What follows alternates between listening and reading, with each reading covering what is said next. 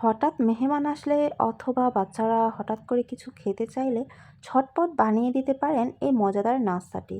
এটা খেতে যতটা মজা, বানাতেও অনেক বেশি সহজ। হ্যালো এভরিওয়ান, আসসালামু আলাইকুম। কেমন আছেন সবাই? আশা করছি ভালো আছেন। আমি আলহামদুলিল্লাহ ভালো আছি। তো এই নাস্তাটি বানাতে তেমন কিছুই প্রয়োজন নাই। কয়েকটা উপকরণ হলেই এটা খুব সহজেই বানিয়ে নেওয়া যায়। তো আমি এখানে ৬ পিসের মতো ব্রেড নিয়ে নিয়েছি, দেখতেই পাচ্ছেন। ব্রেডগুলোকে আমি একটি বাটিতে পানি নিয়ে একটু চুবিয়ে নিয়েছি নরম হওয়ার জন্য। তারপর যখন নরম হয়ে যাবে তখন আমি ব্রেডগুলো ভালো করে চিবিয়ে অন্য একটি বাটিতে নিয়ে নিয়েছি। আর একটি ডিম দিয়ে দিচ্ছি ভেঙে। আর এখানে আমি আগে থেকে পেঁয়াজ কুচি, কাঁচামরিচ কুচি আর একটা টমেটো কুচি, ধনিয়া পাতা কুচি করে নিয়েছিলাম। ওইগুলো দিয়ে দিয়েছি। একটা আলু কুচিও করে রেখেছিলাম, ওইটাও দিয়ে দিয়েছি। চাইলে আপনারা নাও দিতে পারেন আলুটা, আবার চাইলে দিতেও পারেন, এটা আপনাদের ইচ্ছা।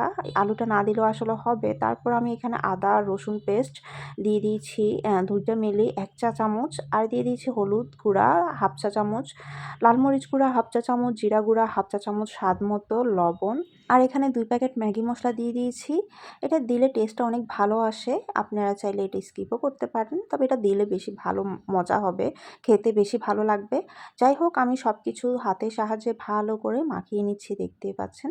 চাইলে আপনারা অল্প করে একটু কর্নফ্লাওয়ার বা চালের গুঁড়োও দিতে পারেন। তো আমি আর কিছুই দিচ্ছি না, এগুলাই তেলে ভেজে নেব।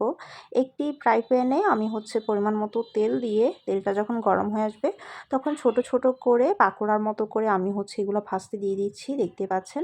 একে একে সব দিয়ে দিয়ে আমি একটু উল্টে পাল্টেও নিচ্ছি। চুলার ফ্লেমটা মিডিয়াম টু লো ফ্লেমে রেখে তারপর ভাজতে হবে, যাতে উপরটা অনেক বেশি ক্রিস্পি হয়। ভিতরে যে আলু, যেহেতু আলু দিয়েছি, একটু ভিতরটাও সিদ্ধ হয় আর উপরেও ক্রিস্পি হবে খেতে। সেজন্যই চুলার ফ্লেমটা মিডিয়াম টু লো ফ্লেমে দিতে হবে। একটু সময় নিয়ে ভাজতে হবে। যখন ভাজতে ভাজতে একটা সুন্দর গোল্ডেন ব্রাউন কালার চলে আসবে, তখন আমি একে একে উল্টে পাল্টে, যেটা একটু গাঢ় কালার আসছে ওইটা উঠিয়ে নিচ্ছি, দেখতে পাচ্ছেন। তো এটা আসলে খেতে এত বেশি মজা হয়, আর অবশ্যই আপনারা এটা টমেটো সস দিয়ে খাবেন, তাহলে আজ এটা অনেক বেশি মজা হবে। আসলে এটা বানানোর পর আপনি বুঝতে পারবেন না এটা যে ব্রেড দিয়ে বানানো হয়েছে, অনেক বেশি মজাদার, অন্যরকম একটা টেস্ট আসে। তো যাই হোক, আমি ওইগুলো দিয়ে তারপর আমার বাটিতে আরও যেগুলা ছিল ওইগুলো ভাজতে দিয়ে দিয়েছি।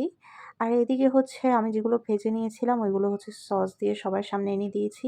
বাচ্চারা অনেক বেশি পছন্দ করেছে, আমার অনেক বেশি ভালো লেগেছে, আমরা অনেক বেশি মজা করে খেয়েছি আলহামদুলিল্লাহ। আপনারাও চাইলে এটা বাসায় ঝটপট বানিয়ে নিতে পারেন।